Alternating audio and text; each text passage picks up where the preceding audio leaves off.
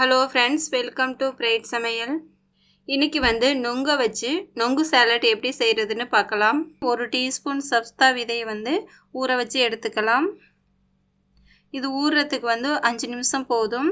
ஒரு டீஸ்பூன் விதையில் ஒரு அரை டம்ளர் அளவுக்கு தண்ணியை விட்டு ஊற வச்சுக்கினா போதும். நம்ம நொங்கோட தோலை வந்து நீக்கி எடுக்கிறதுக்குள்ளேயும் அது ஊறி ரெடியாக இருக்கும்.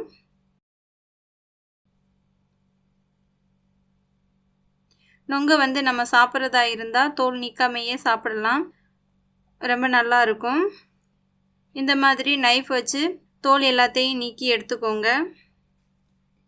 கோடை காலத்தில் வந்து ரொம்பவே வெயில் அதிகமாக இருக்கும். அப்படி இருக்கும்போது நம்ம நிறையாவே ஜூஸ் வெரைட்டி, ஐஸ்கிரீம் இப்படி தான் சாப்பிடுவோம். நொங்கு வந்து நமக்கு இயற்கையாகவே கிடைக்கக்கூடிய ஒரு ஐஸ் ஆப்பிள்னு கூட சொல்லலாம்.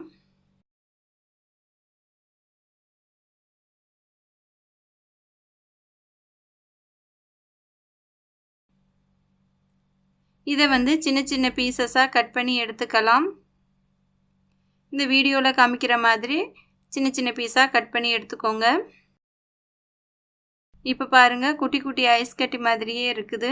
இப்போ வந்து மாதுளம்பழத்தை கட் பண்ணி அதுலேருந்து கொஞ்சமாக எடுத்துக்கினா போதும்.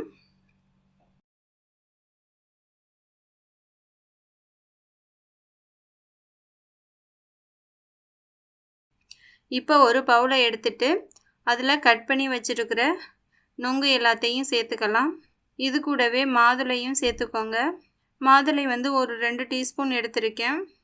அடுத்து வந்து ஊற வச்சிருக்கிற சப்தா விதையையும் ஒரு 2 டீஸ்பூன் எடுத்திருக்கேன். இதையும் இது கூட சேர்த்துக்கலாம். அடுத்து இது கூடவே ஒரு 2 டீஸ்பூன் தேன் சேர்த்து சாப்பிடும்போது செமையாக இருக்கும். அதையும் இது கூட சேர்த்து நல்லா மிக்ஸ் பண்ணி எடுத்துக்கலாம். அவ்வளவுதான், நமக்கு நொங்கு சாலட் ரெடி. இந்த வெயிலுக்கு ஏற்ற ஒரு ரெசிபி தான்.